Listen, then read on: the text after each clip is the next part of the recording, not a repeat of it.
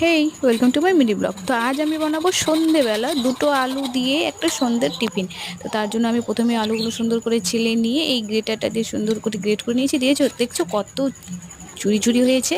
আর এটাকে আমি 2-3 বার জল দিয়ে, পরিষ্কার জল দিয়ে সুন্দর করে ধুয়ে নেব।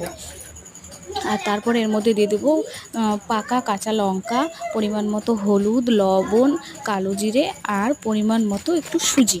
সুজি দেওয়ার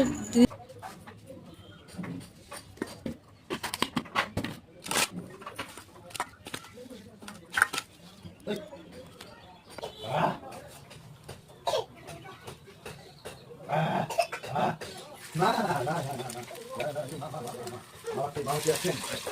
না